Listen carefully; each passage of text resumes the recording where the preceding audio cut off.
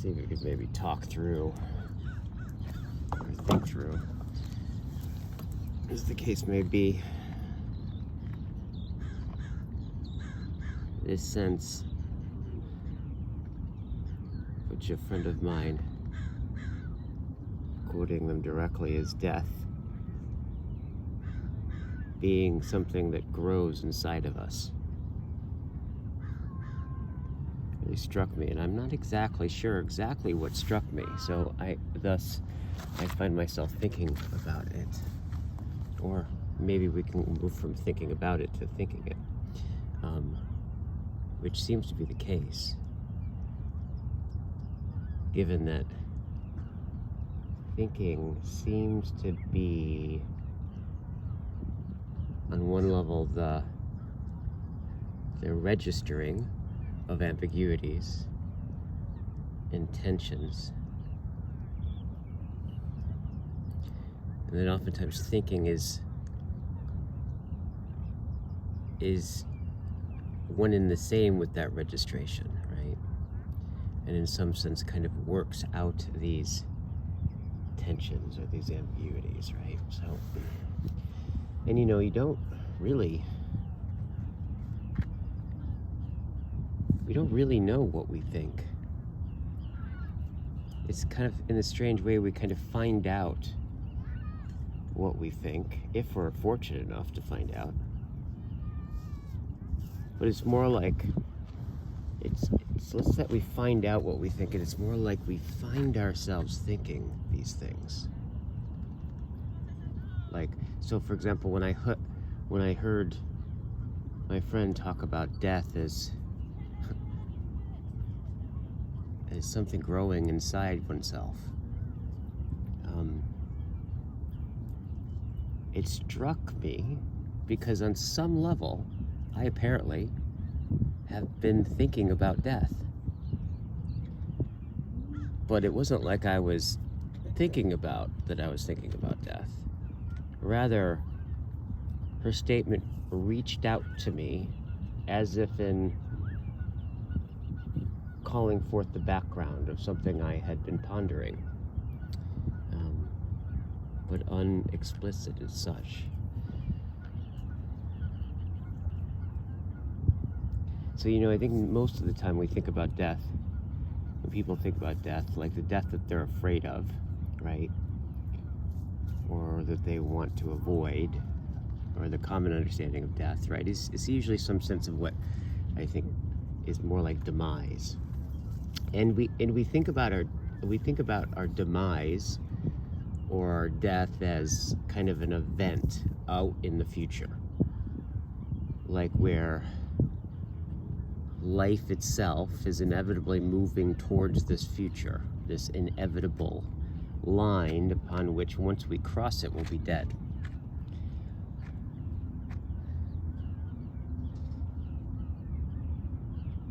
And it's interesting, it's kind of like, it struck me though, not that long ago, that if we look though at the experience, if we say death is the demise, right? But we look at our experience of dying, or how we can imagine our experience of dying would be, it definitely wouldn't be like I'm moving toward it, like in the future, or it's coming towards me. It's more like this imagining of like death would be something like this sinking back into, you could say, the source of your awareness, right? It's almost like you imagine dying, right? You just see the world as you see it, and as you've always seen it, with things and people and places, and right? And then if you just imagine slowly dying, you could just imagine that on some level you just start to sink back, right? And as all this familiarity of the stuff of your life, right, as you sink back, starts to fade, right?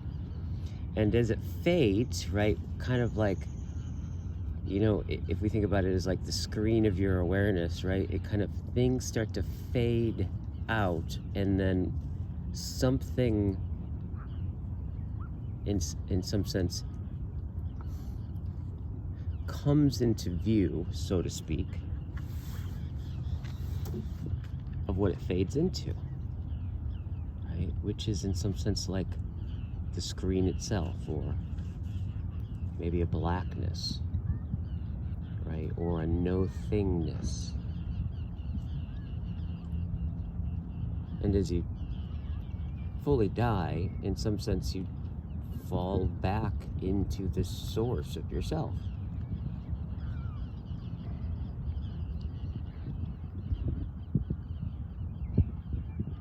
And what's interesting about this, when you think about just the imagined experience of dying, being something like that,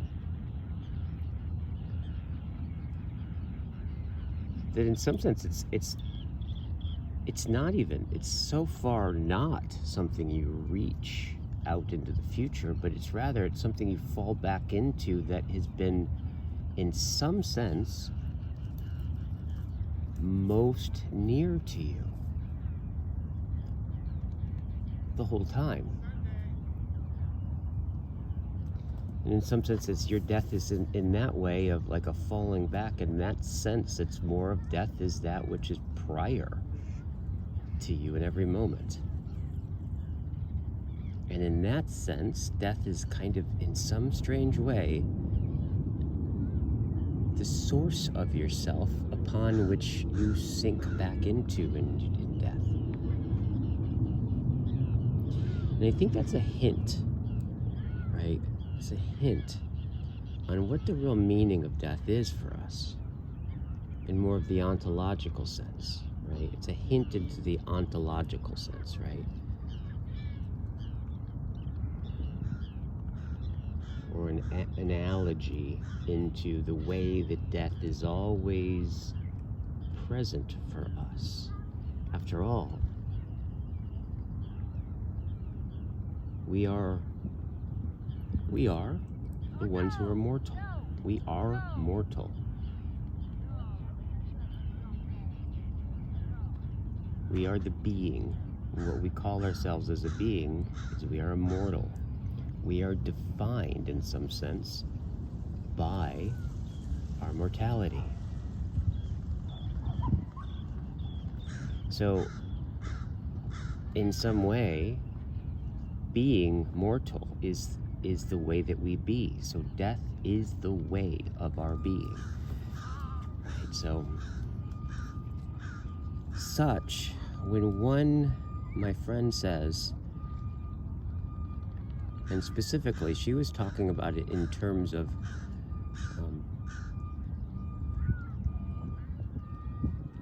the most recent unraveling she had in her life.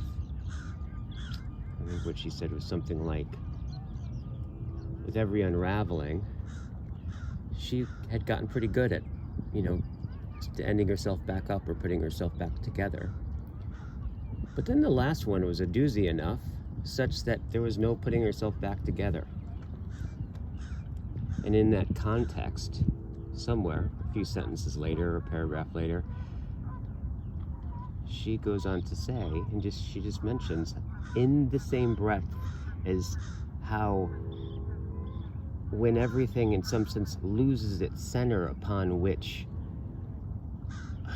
it is a center in which we ravel around, such that when some tragedy happens, we unravel from it. This final not putting together is, in some sense, not raveling around some circumstance or situation or person or predicament that orients one and tells one one is alive. But in some sense, in that final unraveling, or the latest unraveling, she didn't pick herself back up in the same way.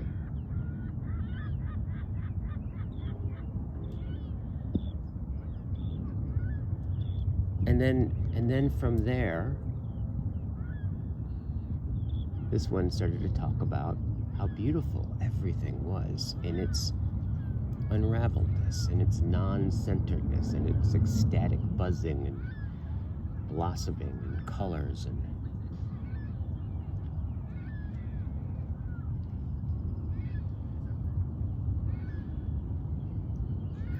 So in some way, to think of your life as the maturing of the source of your life, which is your death.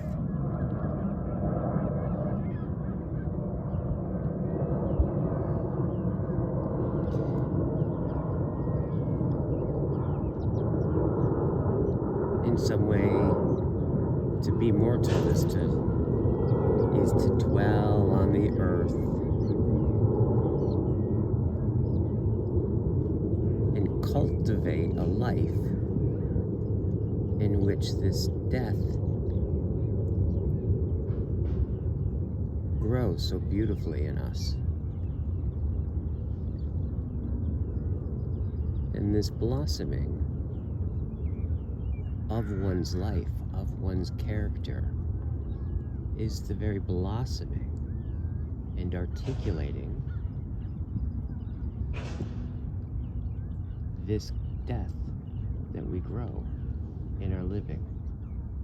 The way the center of the rose that exists in the seed matures in the blossoming open of its center in the flowering,